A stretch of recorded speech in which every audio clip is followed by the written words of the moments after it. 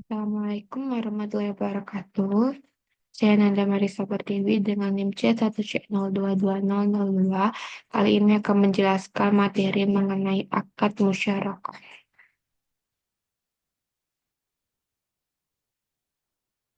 Pengertian dari musyarakah. Musyarakah adalah akad kerjasama yang terjadi di antara para pemilik modal atau mitra musyarakah untuk menggabungkan modal dan melakukan usaha secara bersama dalam suatu kemitraan dengan nisbah pembagian hasil sesuai dengan kesepakatan. Sedangkan kerugian ditanggung secara proporsional sesuai dengan kontribusi modal.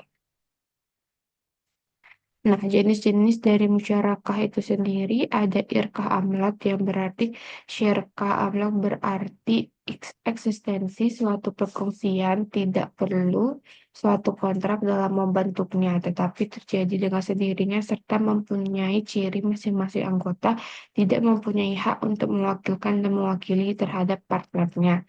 Dan selanjutnya ada syirkah ikhtiari terjadi suatu perkongsian secara otomatis tetapi bebas untuk menerima atau menolak.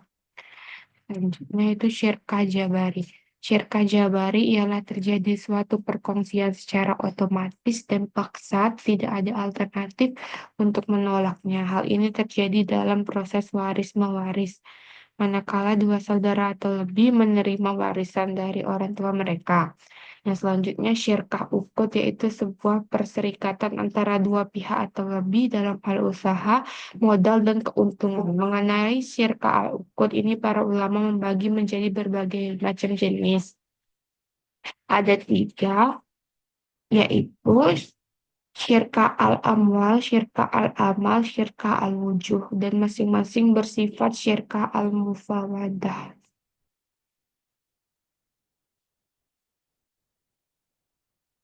Selanjutnya, dasar hukum akad musyarakah. Musyarakah merupakan akad yang diperbolehkan berdasarkan Al-Quran, Sunnah, Ijma. Al-Quran, Quran Surah An-Nisa ayat 12:2. Tetapi jika saudara seibu lebih dari seorang dan maka mereka bersekutu yang sepertiga itu. Dan yang selanjutnya itu sedangkan dalam surah Ar-Syad ayat 24 diartikan syaruka, yakni orang-orang yang mencampurkan harta mereka untuk dikelola bersama. Selanjutnya, nisbah musyarakah. Yang pertama, keuntungan-keuntungan harus dikuantifikasi dengan jelas untuk menghindarkan perbedaan dan sengketa pada waktu alokasi keuntungan atau musyarakah. Yang kedua, setiap keuntungan mitra harus dibagikan secara proporsional atas dasar seluruh keuntungan dan tidak ada jumlah yang ditentukan di awal yang ditetapkan bagi seorang mitra. Yang ketiga, seorang mitra boleh mengusulkan bahwa jika keuntungan melebihi jumlah tertentu, kelebihan atau persentase itu diberikan kepadanya. Selanjutnya, kerugian. Kerugian harus dibagi di antara para mitra secara proporsional menurut saham masing-masing dalam modal. Nah, pelakuan akuntansi atau PSAK 106. Pelakuan akuntansi yang transaksi musyarakah akan dilihat dari dua sisi pelaku, yaitu mitra aktif dan mitra pasif. Yang dimaksud dengan mitra aktif adalah pihak yang mengelola usaha musyarakah, baik mengelola sendiri maupun menunjuk pihak lain untuk mengelola atas namanya. Sedangkan mitra pasif adalah pihak yang tidak ikut mengelola, biasanya lembaga keuangan. Mitra aktif adalah pihak yang bertanggung jawab melakukan pengelolaan sehingga ia wajib melakukan pencatatan akuntansi.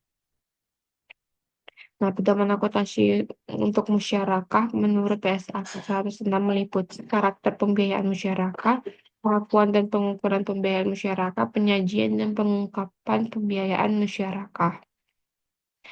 Nah, ilustrasi musyarakah. Musyarakah permanen adalah musyarakah dengan ketentuan bagian tanah setiap mitra ditentukan saat akad dan jumlahnya hingga akhir masa. Yang selanjutnya yaitu musyarakah menurun atau musyarakah mutanakisah. Musyarakah menurun adalah musyarakah dengan ketentuan bagian dana salah satu mitra akan dialihkan secara bertahap kepada mitra lainnya sehingga bagian dananya akan menurun dan pada akhir masa akad mitra lain tersebut akan menjadi pemilik penuh usaha musyarakah tersebut. Sekian presentasi saya. Terima kasih. Wassalamualaikum warahmatullahi wabarakatuh.